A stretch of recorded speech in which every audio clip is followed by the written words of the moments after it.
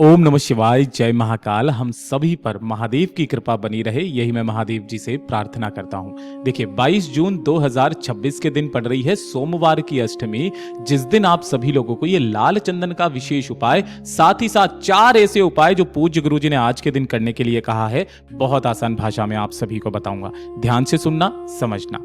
देखिए पूज्य गुरु जी हमेशा कहते हैं कि जब भी सोमवार की अष्टमी का योग बन जाए, जो साल में सिर्फ 2 से 3 बार बनता है, तो जिस भी भक्त की कोई कामना, कोई इच्छा अधूरी रह गई हो, काफी सारे उपाय, सालों से मंदिर जा रहा है, महादेव उनकी सुन ही नहीं रहे हैं, और आपके हृदय में आ जाए कि महादेव मेरी नहीं सुन रहे हैं, तो सबसे पहले इस पहले वाले उपाय को करना मत भूलना।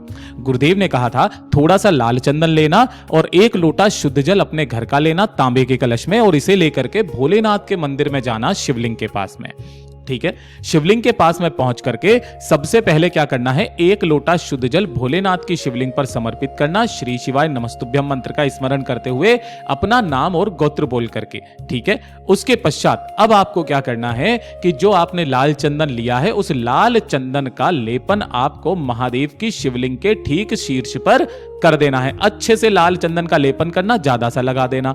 लाल चंदन का लेपन करते समय आपको महादेव से अपनी कामना कहते चले जाना है। उसके पश्चात आपके जो दोनों हाथों की हथेलियां हैं, उन दोनों हाथों की हथेलियों को आपको भोलेनाथ के शिवलिंग के शीर्ष पर रखना है, जिससे कि लाल चंदन आपके हाथों की हथेलियों पर लग जाए। ठीक है, और इन्हीं हाथों की हथेलियों को लेकर के आपके घर के आसपास जहां पर भी बेलपत्र का पेड़ हो, उस बेलपत्र पेड़ के पास में जाना। उन्हीं दोनों हथेलियों से बेलपत्र पेड़ के तने को स्पर्श करके अपने हृदय की बात, अपनी मनोकामना महादेव से कह करके आ जाना, महाराज ऐसी कोई कामना नहीं जो आपकी पूरी ना हो। इस उपाय को तो आपको कर ही लेना है। इसी के साथ में दूसरा उपाय जो पूज्य गुरुजी ने बताया था कि आपके जीवन में एक के बाद एक दुख, एक के बाद एक कष्ट, एक के बाद एक परेशानी आती ही चली जा रही है।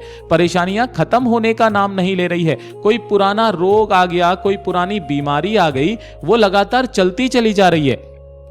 एक बेलपत्र लेना, इस एक बेलपत्र की जो ये बीच वाली पत्ती है, इस बीच वाली पत्ती पर आपको लगाना है पीला चंदन। शायद आपको दिखाई नहीं दे रहा होगा, मैं यहां पे लिख देता हूं।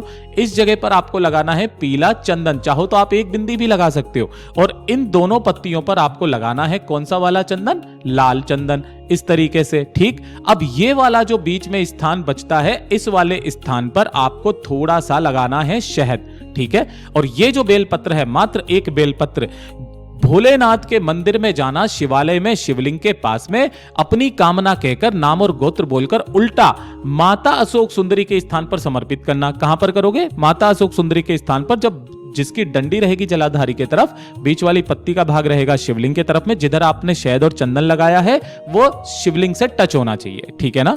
उसके पश्चात बाबा से विनती कामना करना, कामना करके इस बेलपत्र को यहां से उठा लेना। उठा करके आपके घर के आसपास जो भी बेलपत्र का पेड़ हो, उस बेलपत्र पेड़ के नीचे इसी बेलपत्र को समर्पित करना, और जो 1 लोटा शुद्ध जल लेकर के गए थे, उस 1 लोटे शुद्ध जल को इस बेलपत्र के ऊपर श्री शिवाय नमस्तुभ्यम मंत्र का स्मरण करते हुए समर्पित कर देना। चाहे दिन में, चाहे रात्रि में, चाहे सुबह, चाहे शाम, किसी भी समय इस सोमवार की अष्टमी के दिन कर लेना। महाराज आपके बड़े से बड़े रोग, बड़े से बड़े कष्ट हमेशा के लिए दूर होंगे। इसी के साथ में हल्दी का एक विशेष उपाय बताया पूज्य गुरुजी ने कि 1 चुटकी हल्दी और 1 लोटे शुद्ध जल लेकर के भोलेनाथ के शिवलिंग के पास में जाना। जो भी पुरुष है, जो भी स्त्री है, कुंवारी है, चाहे कैसी भी है, आपकी अगर कोई कामना है तो माता अशोक सुंदरी के स्थान पर हल्दी का अच्छे से लेपन करना। और अगर आप हल्दी का लेपन नहीं करते हो तो इसी स्थान पर हल्दी की 7 बिंदियां अपनी कामना कह करके लगा देना। लगा देने के पश्चात जो आपके दोनों हाथ हैं, उन दोनों हाथों को जलाधारी पर इसी तरीके से रखना, और अपना नाम और गोत्र बोल करके इन्हीं दोनों हाथों से आपको 5 छापे पीपल के पेड़ पर मारने हैं। कैसे? पहले ऐसे करके टच करना, फिर उठा लेना, फिर टच करना, फिर उठा लेना, फिर टच करना, फिर उठा लेना।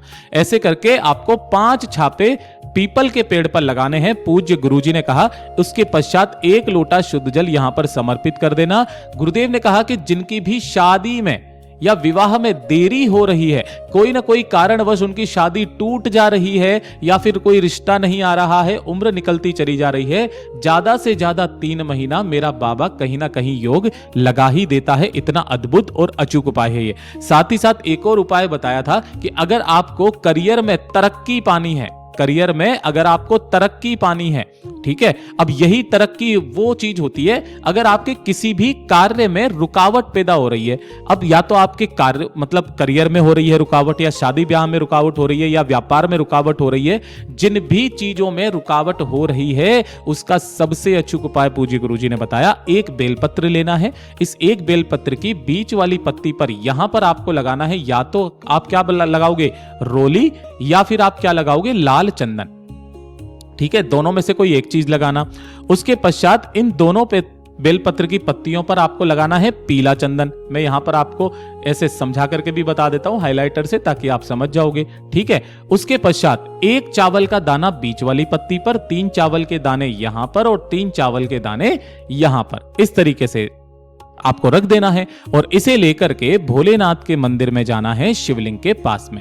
यहां जैसे ही आप पहुंचोगे, आपने जो बेलपत्र लिया है उस एक बेलपत्र को माता अशोक सुंदरी के स्थान पर उल्टा समर्पित करना, ताकि जो उसके चावल हैं वो नीचे की तरफ में चले जाएं। एक लोटा शुद्ध जल जो लेकर के आए हो, उस एक लोटे शुद्ध जल को अपना नाम और गोत्र बोलकर कामना कह करके भोलेनाथ की शिवलिंग पर समर्पित करना, लेकिन अंत में थोड़ा सा जल बचा लेना। उसी अंत में थोड़े से जल को भोलेनाथ की शिवलिंग पर, जो माता अशोक सुंदरी का स्थान है जहां बेलपत्र समर्पित किया था, अंत में वो संपूर्ण जल माता अशोक सुंदरी के स्थान पर समर्पित करके आना, और उसके पश्चात आप देखिएगा आपके जीवन में कितना बदलाव आता है। पूज्य गुरुजी का बहुत अद्भुत और अचूक उपाय है, जरूर कीजिएगा। वीडियो पसंद आए तो लाइक करना, चैनल को सब्सक्राइब जरूर कीजिएगा।